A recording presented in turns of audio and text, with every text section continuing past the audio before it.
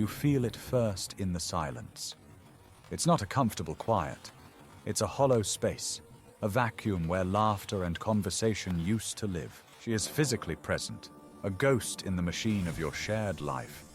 But her spirit, her essence, that has already left the building. You tell yourself it's stress, work, the pressures of the world. You make excuses for the cold front that has settled in your home. But this is not a random weather pattern. This is a change in the climate of your relationship.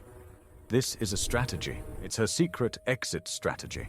A psychological decoupling that happens long before the physical departure. And it begins with the first signal. Signal 1, emotional decoupling. The intimacy is the first thing to be starved. She used to share the map of her mind with you. Every winding road of fear, every sun-drenched peak of joy. You navigated it together. Now her inner world is a locked city. You are left standing at the gates, hearing only faint, muffled sounds from within. Conversations become interviews. She gives you facts, schedules, logistics. But the poetry of her soul is gone. She no longer seeks your comfort. When she is hurt or troubled, she retreats into a fortress of one.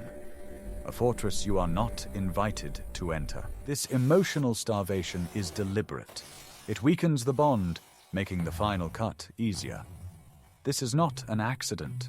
This is architecture. Then comes the second, more insidious signal. Signal 2, the rise of the friend. A name appears in her stories. Casually at first, a co-worker, a friend from a class, a harmless acquaintance. But you notice the frequency. The name is a recurring character in the story of her day, a story in which you are becoming a smaller and smaller part. This person is the soft launch of her next relationship. They are the emotional understudy, learning their lines while you are still on stage. She is building a new emotional bridge while systematically planting explosives on the old one, the one you are still standing on. Pay attention to the energy.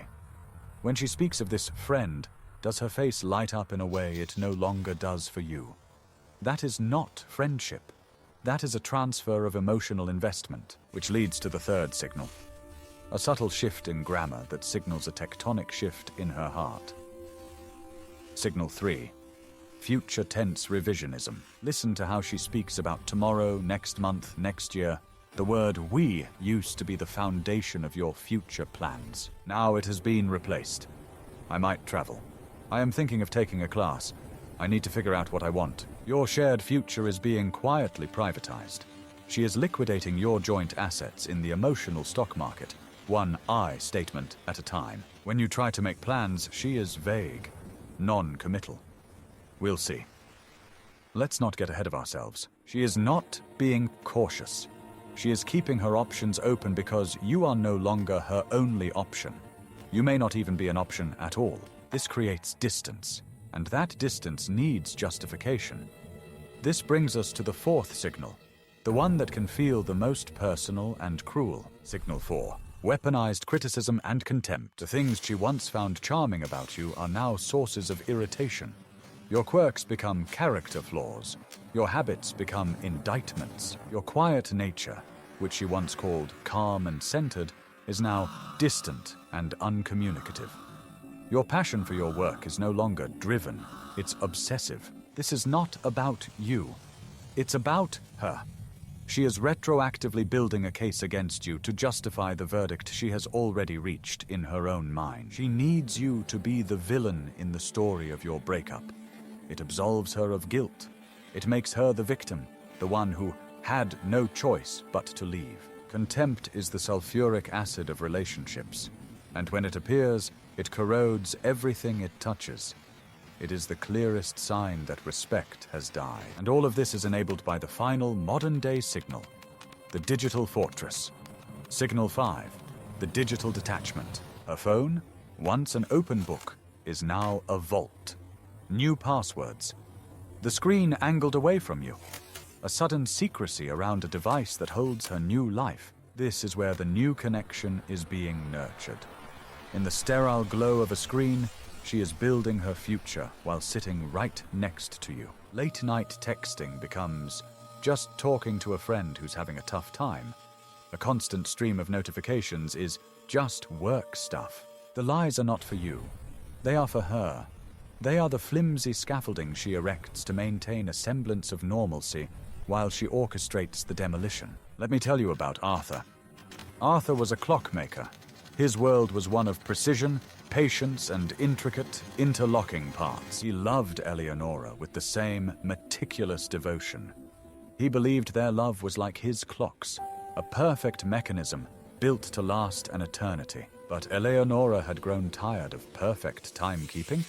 She wanted chaos, novelty, and she began her silent exit. First, the emotional decoupling. Her stories about her day at the art gallery became clipped, sterile reports. The color faded from her language. Arthur, ever the fixer, thought a gear was misaligned. He tried harder. He brought her gifts, planned dinners. He tried to wind a clock that had no intention of ticking for him again. Then came the name. Julian. A charismatic sculptor she'd met. Arthur heard the name and felt a tiny, cold click in his chest, like a pin dropping into a mechanism. She spoke of Julian's daring and unpredictable art.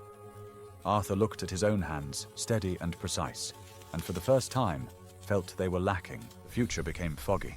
Their planned trip to Prague was indefinitely postponed. "My work is just so demanding right now," she'd say. The criticism began subtly. "Arthur, must you always be so quiet? That ticking, it's driving me mad." The sounds of his life, his very essence, became a nuisance, and her phone became a locked garden, a place he could see but never enter. He'd see her smile at its screen, a secret, private joy that was not for him. The revelation was not a dramatic confrontation. It was quiet. It was mundane. It was a half-finished letter he found on her desk, forgotten in her haste to meet Julian. It didn't speak of heartbreak or sadness. It spoke of apartment listings and train schedules. It was the blueprint for the life she had already started building without him. In that moment, all the clocks in his workshop stopped. The silence was absolute. He realized the betrayal was not in the letter. The betrayal was in the months of quiet planning. The relationship hadn't just died. He had been living with a corpse for months, mistaking its coldness for sleep. Do you see? The 5 signals are a map of her departure. It's not a sudden impulse. It's a planned journey. Emotional decoupling to create distance. The new friend to secure her next harbor. Future revisionism to clear the path. Weaponized criticism to justify the journey. And digital detachment to book the ticket in secret. The truth is a cold key in a rusted lock. The pain is not just that she is leaving. The pain is that, in her mind, she has already been gone for a very, very long time. You were not a partner in the end. You were an obstacle. A final chapter to be concluded before her new book could begin. Recognizing these signs is not about becoming a paranoid detective. It is not about searching for betrayal in every quiet moment. It is about honoring your own intuition. That cold feeling in your gut is not madness.